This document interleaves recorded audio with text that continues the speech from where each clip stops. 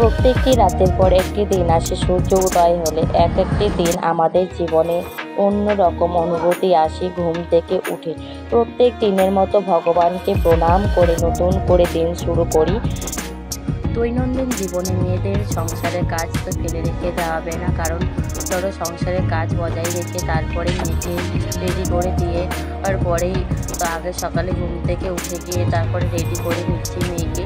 তো রেডি করার জন্য মেয়েকে ডেকে নেব, তো কখন থেকেই ডাকছি তো ঘুমিয়েই আছে, তোমার দাদারাও ঘুমিয়ে আছে, তো ডেকে নেব সবাইকে। তো ঘুম থেকে নিয়ে দেখো উঠে গেছে, তারপরে মেয়েকে ব্রাশ করিয়ে নেব।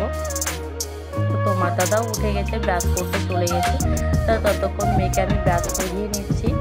ব্রাশটা হয়ে গেলে মেয়েকে রেডি করে নেব স্কুল যাওয়ার জন্য। তো মেয়ে স্কুল যাওয়ার জন্য রেডি করে নিচ্ছি। তো সকালে ড্রেসটা চেঞ্জ করে সাদা ড্রেস আজকে, তো সাদা ড্রেসটা পরিয়ে নেব। পরানো হয়ে গেলে মেয়েকে জল বিস্কুট খাইয়ে দিয়ে স্কুল পাঠিয়ে দেবো।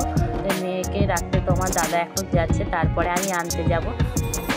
তো আমাকে ঝটপট করে কাজগুলো সেরে দিতে হবে, কারণ টাইমের মধ্যেই তো যেতে হবে স্কুলে। ছুটি বুঝতেই পারছো, সময়ে যেতেই হবে কারণ সকালবেলায়। তো ঝটপট করে কাজগুলো সেরে দিচ্ছি। তো আমাকে লেবু লঙ্কাটা কেটে দিচ্ছি। তো লেবু লঙ্কাটা গাঁথা হয়ে গেলে ঘরটা মুছে নেব। ঘরটা মোছা হয়ে গেলে চারটে ভেজাতে যাব, তো আগে ঘরটা মুছে নিচ্ছি। তো এদিকে মা পাটের শাক বাজবে বলে ঝুড়ি নিয়ে নেবে, কারণ বাবা মাঠ থেকে পাটের শাক নিয়ে এসছে, টাটকা নিরাচ্ছিল বলে। তো দেখতেই পাচ্ছ ঘাস পাটের শাক দুটোই আছে, তো ভালো করে বেছে নিতে হবে ফ্রেশ করে। তো পাটের শাকটা বেছে নিচ্ছি। তো কাকা স্নান করতে চলে গেছে। এদিকে ছোটো ননদটি জল বিস্কুট খাচ্ছে, আর এদিকে আমি সার্ফে ভেজিয়ে নেব তোমার দাদা আসার আগে। তো সার্ফে আমি ভিজিয়ে নিচ্ছি, তারপরে যাব কাচতে। তো তোমার দাদা চলে এসছে, তো চলে আসার পর আমি রেডি করে পাঠিয়ে দিচ্ছি মন্দির। আর এখন লেবু জল খাবে না, এসেই খাবে, কারণ পুজো দিতে যাচ্ছে, তো এসেই খায়। তো আগে চলে যাচ্ছে মন্দিরে। তো আমি ততক্ষণ সার্ফে কেচে নিয়ে ব্রাশটা করে নিচ্ছি। তো আমার দেখো সার্ফে কাচা হয়ে গেছে, এদিকে মেলে নেব। মেলে নেওয়া হয়ে গেলে মাথাটা ঝেড়ে নেব, কারণ রান্নাঘরে ঢুকলে তো চুল ঝরে ঝরে পড়বে কষে, কারণ ধরো চুল সারাক্ষণ বাঁধা থাকে আর ভিজে থাকে, ওর জন্য চুলটা একটু বেশি ঝরে। তার জন্য মাথাটা ঝেড়ে সিঁদুরটা ঠেকিয়ে নেব মাথায়, কপালে। সিঁদুরটা পরা হয়ে গেলে রান্নাঘরে যাব রান্না করতে। সকালের রান্না অনেকগুলো লাইন দিয়ে আছে, তারপরে যেতে হবে মেয়েকে স্কুল আনতে। তা আগে রেডি করে নিচ্ছি মেয়েকে। তারা এদিকে আমার রুটিটা করে নিচ্ছি, আর এদিকে রাজমা সেদ্ধ আর ছোলা সেদ্ধ তো বসিয়ে দিয়েছি, ঝটপট করতে হবে। এদিকে খাবার রেডি করে দিয়েও মেয়েকে আনতে যেতে হবে, টাইম হয়ে গেছে তাড়াতাড়ি করে। রাজমা তো সেদ্ধ এদিকে হয়ে গেছে সবাই আর আপন আপন এদিকে কাজে ব্যস্ত। তোমার সকালের অবশ্য রেডি হয়ে গেছে, তো রেডি করে দিয়ে আমি স্কুল আনতে যাচ্ছি। তো স্কুল আনতে যাওয়ার সময় দেখি সাইকেলটা পাংচার, তার জন্য আর নিতে পারলাম না, ওর জন্য যে হেঁটে হেঁটে যাব। তো সামনেখানে টোটো ধরবো, তো টোটোটা ধরার জন্য বাইরে চলে এসেছি।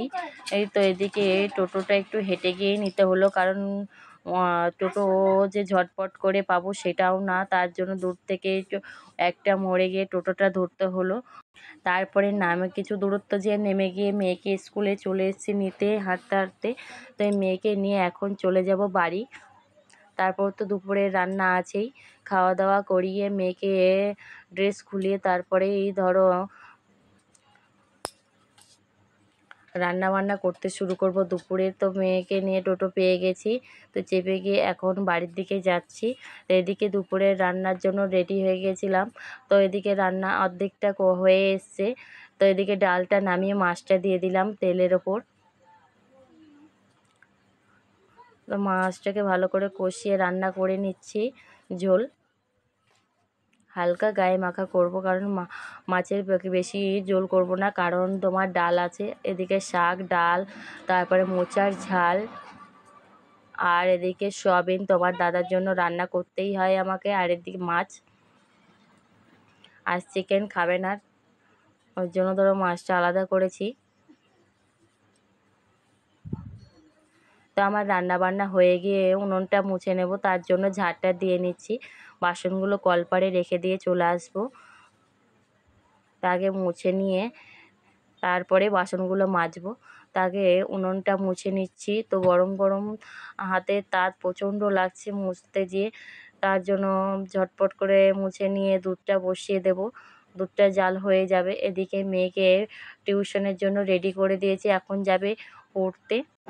আমার একটি কথা বলি তোমাদের, এই পর্যন্ত আমার যে সমস্ত বন্ধুরা আমার সাথে আমার পাশে আছো, অনেক অনেক ধন্যবাদ। যে সমস্ত নতুন বন্ধুরা আমার আজকের ভিডিও নতুন দেখছো, যদি কোনো কারণে আমার ভিডিওটা ভালো লাগে থাকে তাহলে একটি লাইক আর কমেন্ট করে তোমাদের ভালো লেগে থাকলে আমার ছোট্ট পরিবারের পাশে থাকতে পারো আর আমার পরিবারকে সাপোর্ট করো।